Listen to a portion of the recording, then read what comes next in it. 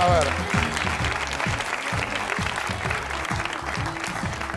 Lo que vamos a contarte hoy viene del primer programa y del segundo. Y vamos a avanzar sobre esta investigación que es mezcla lavado de dinero, mezcla corrupción. Es muy difícil hacer televisivo todo lo que vas a ver. Porque hay muchas cosas que son papeles y no son tan televisivas como una cámara oculta o una cámara abierta como la de Lascar del segundo programa. Lo que te pido es que prestes atención a lo que vamos a hablar, porque primero vamos a hablar de tipos que a lo mejor vos no conocés, pero que son muy importantes en esta trama, muy importantes. Que es una trama que, te lo vuelvo a repetir, empieza con Néstor y Lázaro en Santa Cruz, sigue con Fariña hasta que llega la guita a Buenos Aires, ahí está el Lascar con la cueva en la Rosadita, de ahí va a Panamá, en Panamá está Rossi, y de ahí va al Banco Lombardier en Suiza, donde, te contábamos hoy en el monólogo, le suspenden la cuenta a Lázaro Báez. Esto es igual que la valija de Antonini, no hubo una sola valija, tampoco hubo una sola guita. No hay solo 55 millones de euros en 2 meses, que es lo que contaron Fariña y el Lascar en oportunidades distintas. Eso es parte de una plata que tuvimos los vuelos, los datos, etcétera, en el primer momento, en ese periodo. Pero obviamente no es la primera plata ni la última. Es parte de un flujo de guita. Y esto se canalizó a través de distintas entidades financieras, hoy vamos a hablar de algunas de ellas, y a través de distintas cuevas también. José Sbatella, que es el titular de la Unidad de Información Financiera, escuchá esto porque esto es lo que cualquier periodista llamaría una noticia, que es el titular de la Unidad de Información Financiera, escondió un reporte de operación sospechosa sobre una de las cuevas que manejaba Guita Negra, que se llama Inverness, y sobre Gotti, la constructora de Lázaro, una de las constructoras de Lázaro Báez, por 55 millones de mangos. Los bancos tienen obligación de hacer esos reportes y ese reporte nunca llegó a la justicia. Sbatella lo tiró, ¿ok? Ni siquiera ahora, después de la denuncia de PPT, que todos empezaron a buscar abajo de los cajones a ver qué encontraban, y encontraron cosas viejísimas, ese reporte de que va a hablar ahora Luciana Geuna, ni siquiera apareció ahora. Luciana. ¿Cómo va? Exactamente, hay un reporte de operación sospechosa, es decir, los bancos y otras entidades financieras están obligados a informar a esta unidad cuando hay una operación sospechosa de lavado de dinero justamente.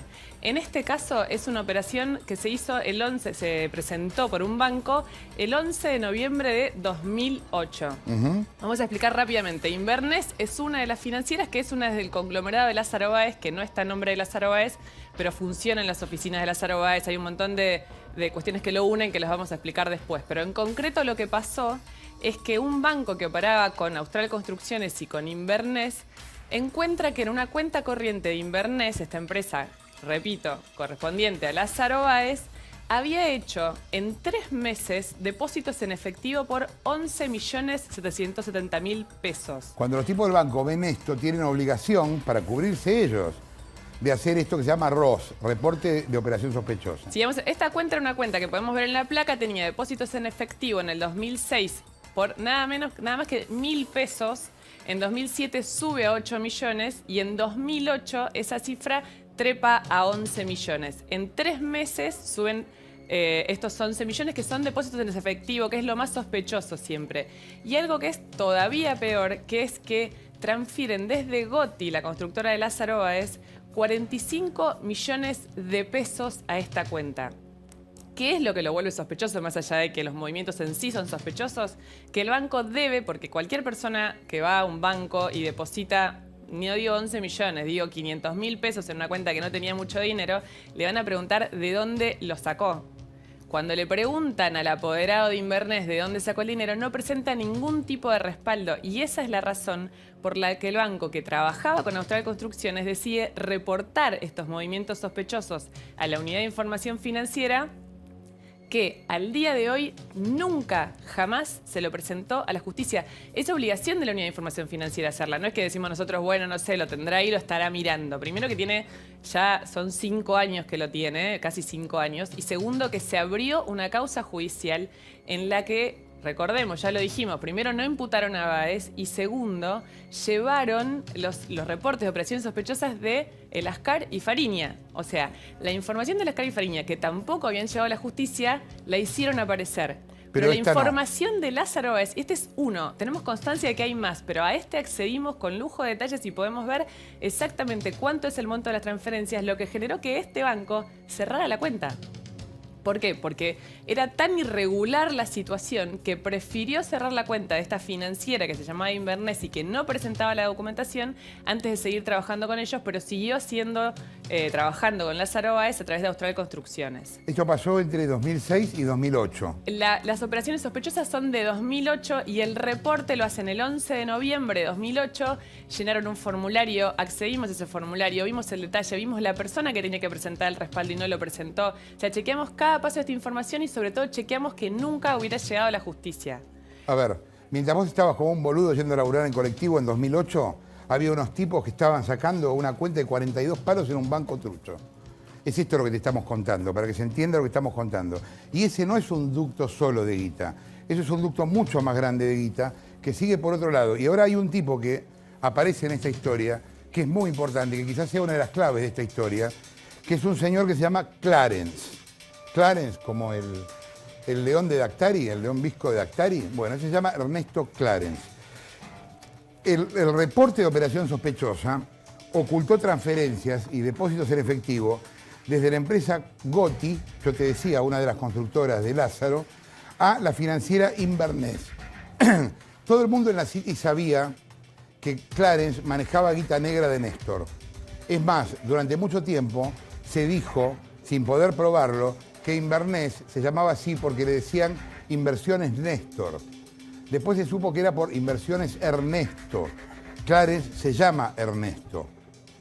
Este señor Clarence es el ideólogo de Inverness y es el tipo que le recomienda a Néstor Kirchner usar euros y no dólares. Nico Buñaski. Ahí lo estamos viendo, la foto de Ernesto Clarence. Como vos dijiste, hay gente que es desconocida para la sociedad, pero muy conocida para el poder político, para los banqueros, para los financistas. Ernesto Clarence es un personaje muy conocido de todos los ministros del gobierno nacional y de todos los banqueros desde hace mucho tiempo, sobre todo de Jorge Brito. Como dijiste también, fue el ideólogo, el primero que le dice a Néstor Kirchner, a la familia Kirchner, que tienen que usar euros y no dólares, porque son más grandes y pesan menos. ¿Y por qué? Porque él también fue en los 90, cuando tenía una empresa, una financiera que se llamaba FIMARC, es el primero que en la City porteña pesa la plata.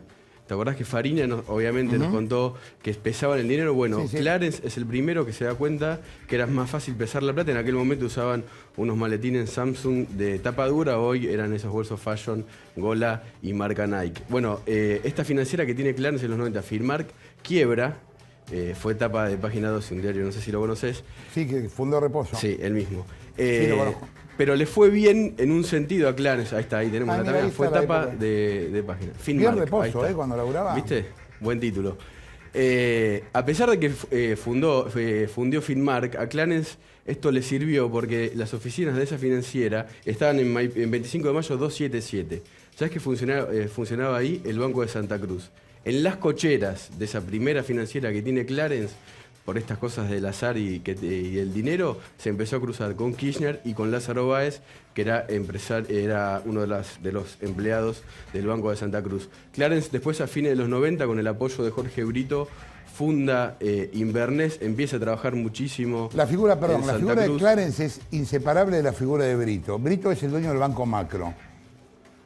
Y por lo que nosotros tenemos, es uno de los ductos por los cuales se canalizaba la guita. Sí, Clarence es muy amigo de Jorge Brito de hace muchos años, compartieron una pasión que es el pádel, y trabajaron incluso juntos en cuestiones siempre que tienen que ver con las finanzas. Bueno, una vez que Clarence funda Inverness, no aparece él en los papeles como el creador de Inverness, pero es el ideólogo, esto lo saben muchísima gente en la City con la que hablamos, incluso gente que trabajó con él figura como empleado. Empieza a trabajar con Néstor Kirchner y sobre todo con Lázaro Báez de la obra pública, que después a nivel nacional sigue haciendo, ¿sabes dónde? En Madero Center. Todos los contratistas de obra pública nacional iban al Madero Center a visitar a Ernesto Clarence, lo que le permitía, una vez que lo veían a Clarence, ya tenían la aprobación, si es que hacían las cosas bien, para que el gobierno nacional apruebe la construcción de sus obras y empiecen a cobrar el dinero grande. Cuando Nico habla de dinero de la obra pública, ¿qué es lo que hay que entender acá? Que por eso lo hablábamos el otro día también en las cámaras. Estamos hablando de guita de la corrupción, no de guita de obra pública. No es que los tipos hacían un puente y cobraban 100 palos y guardaban esa plata en el banco. No, estamos diciendo, los tipos hacían un puente, cobraban 200 palos, el puente cobraba 100 y los otros 100 los metían en este circuito. No es guita blanca de la que estamos hablando, es guita negra de la que estamos hablando y es guita nuestra. Eso es lo que le da importancia. Esto no es un negocio entre privados. Esto es guita con la obra pública de corrupción. Recién Luciana mostraba el ROS, el alerta sospechoso que dan los bancos por manejo de dinero oscuro. Le pasó ya a Lázaro Báez tener que dar explicaciones por gente vinculada a Inverness, también por dinero cash que se transportaba en valijas.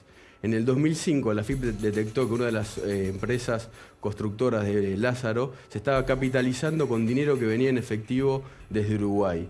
Hugo Alconadamón, el periodista de La Nación, contó cuál fue el descargo interno que hizo Lázaro Báez en la AFIP. ¿Y sabes lo que dijo? Admitió que venía el dinero en plata en valijas y contó que el que lo traía es Adrián Calvo. ¿Sabes quién es Adrián Calvo? Uno de los directores de Inverness. Inverness a la vez, también creo que como lo dijo... Qué curioso que cuando salió de Lascar y Fariña ningún medio se haya acordado de esto, que fue en el 2005.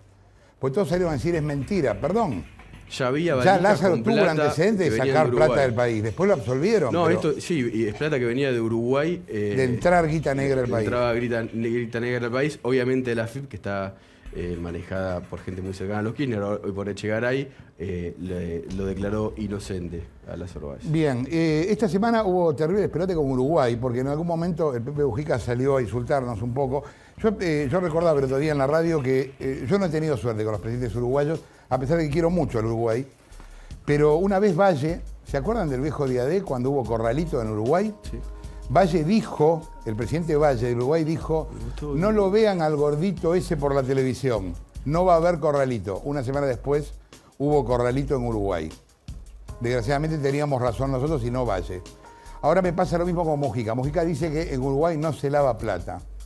Mujica salga a la calle y mire. Haga eso solo. Párese en una esquina de Punta del Este y va a ver crecer un edificio en 15 minutos. Hubo repercusiones en Uruguay sobre todo esto, porque claro, ¿qué es lo que está pasando en el medio de esta historia? Hay otros periodistas que ahora empezaron a laburar con esto. Los primeros días todos dudaron y ahora todos se pusieron a laburar, y en buena hora que lo hagan. Está La Nación laburando en esto, hay medios extranjeros laburando en esto, hay medios uruguayos laburando en esto, hay mucha más gente, cosa que es buenísimo, porque está saliendo mucha más información. Luciana. Bueno, efectivamente está la pata periodística y está ya en concreto la pata judicial en Uruguay, que informó esta semana a partir de una denuncia que hicieron los diputados argentinos, Manuel Garrido y Graciela Ocaña. Ellos hicieron una denuncia para que se investigara justamente lo que nos informó de Lascar en nuestro informe, que era que TIGAN, la sociedad a través de la que sacaba la plata al exterior la familia Báez, tiene una sede en Uruguay. Y Uruguay confirmó, no solo por la ratificación de la denuncia, sino con la información judicial de que abrió esa investigación, de que empieza un proceso en el que van a ver la ruta uruguaya del lavado de dinero. Y además van a ver otro tema que también nombraba Fariña. ¿Te acuerdas la compra del campo en Punta del Este? Que él hablaba del entrevero, de que si alguien pedía un campo que se había comprado por muchísimo más. Exactamente. Uruguay decidió empezar a actuar... Perdón, esa es una maniobra típica del lavado. Una cosa que cuesta 10 palos la pagan 30, ¿ok? Por esa manera blanquean 20, ¿se entiende? Bueno, en este caso parece que fue brutal, que era un campo de 4 millones de dólares que la inmobiliaria le reconoció a un medio uruguayo que había pagado 14 millones de dólares, con lo cual evidentemente lo sobrefacturaron y hay que ver quién se quedó con esa diferencia, y hasta hay hipótesis de que esa diferencia puede haber sido uno de los motivos de conflicto entre Fariña y Lázaro Báez. O sea, perdón, vos me decís que Uruguay está investigando las denuncias de lavado de dinero. Exactamente, eso te quería decir. ¿Me permitís hacer un gesto muy chiquito? No. Vos sos una madre de familia, yo no te quiero comprometer, ¿eh? No, por favor. Es una sola, ven y mirá. Ahí está, sigamos.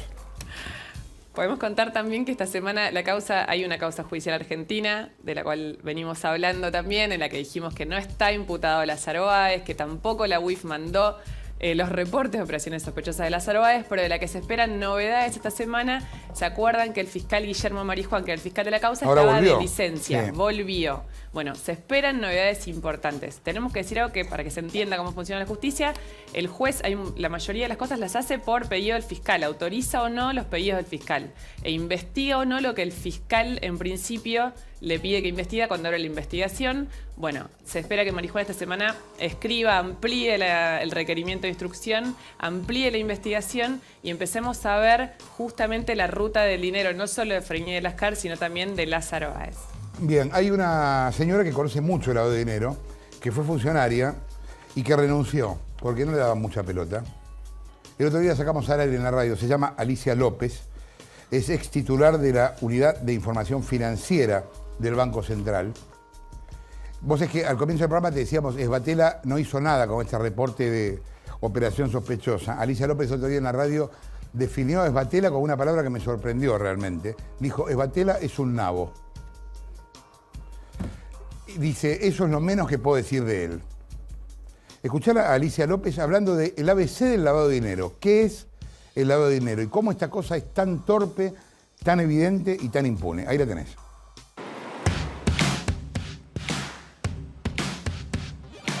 En el momento en que estuve en la Unidad de Información Financiera, pedí varias veces al Congreso y no me lo dieron la posibilidad de poder actuar de oficio, que sí la tienen los fiscales, ¿sí? Por ejemplo, en el programa de La Nata del domingo, ya con toda la publicidad que se hubiera hecho, yo fiscal ya me hubiera puesto en el programa, hubiera estado en el programa, y hubiera puesto al juez de turno al tanto de que finalizado el programa, si merituaba, tuviera lista las órdenes de allanamiento correspondientes. Me llevaba a eso. Iba el juez, me hacía los allanamientos y allanaba en el momento. Como él también vivía en Madero Center, a él le quedaba muy cómoda mi empresa y mi oficina. Y no hacía otra cosa más que realizar las operaciones cotidianas que le mandaba hacer desde el Sur Lázaro. En este caso se conoció que justamente la Unidad de Información Financiera tenía estos reportes de operaciones sospechosas tanto sobre la financiera de Federico Lascar como de Leonardo Fariña desde 2010-2011, que involucraban operaciones de hasta, digamos, de un total de 20 millones de pesos. ¿Es normal que casi 3 años después eso no hubiera llegado a la justicia? No, yo creo que no es normal, pero aparte de un tema fundamental, en el caso de la financiera, si yo hubiera estado ahí, en el caso de la financiera yo lo soluciono esto con solamente un trámite, preguntarle al Banco Central si está autorizada a funcionar. Si el Banco Central me dice no está autorizada a funcionar, me lo saco encima, porque toda la operatoria es marginal. Fariña lo que me pide es el armado de estructuras en cierta cantidad de tiempo y bueno, de esa manera poder hacer que el dinero salga del país. ¿Y cuántas empresas se armaron? Y se armaron entre 40 y 45 sociedades offshore. Digamos, ¿es posible que estos dos chicos, Lascar y Fariña, hayan tenido estas operaciones tan sospechosas, tan visibles, tan ostentosas, que habían sido detectadas por el sistema de control? ¿Puede ser de alguna otra manera que no sea con alguna protección? Bueno, sabemos que Lascar lo denunciaron. Claro, ahora, pero habiendo existido... No, en el 2010. Sí, es verdad. Los habían denunciado. Yo lo que vuelvo a insistir, el sistema, o una parte del sistema, sabía que había una cosa extraña con el Lascar y la financiera. Habría que preguntarle a Esbatella si él no sabía algo más para tenerlo 2 años o 3 parado. Me dediqué a hacer varias operaciones por cuenta y orden de Leonardo Fariña para su cliente, que era Lázaro Báez. Durante esos 6 meses vos manejaste ¿qué cantidad de plata? Aproximadamente unos 55 millones de euros. ¿Tuviste algún reporte de operación sospechosa vinculado a Lázaro Báez durante tu gestión? Sí. Pero lo tuve casi al final de mi gestión. Me enteré no hace mucho, este reporte sería de marzo o abril de 2005. Y me enteré no hace mucho que recién llegó a la Fiscalía en el 2008. O sea, vos cuando te estás yendo estaba en plena investigación. A todos los chicos les decía, esto hay que sacárnoslo de encima, esto hay que sacárnoslo de encima, apuren. Hasta que yo dejé. Me enteré en estos días que no se apuraron demasiado porque recién llegó a la Fiscalía en el 2008. ¿Y esto se correspondía con...? Sí, se correspondía con Austral, con Goti. Todas las constructoras de Lázaro Báez. Y creo que está en el juzgado de Santa Cruz, ¿no? De Río Gallegos.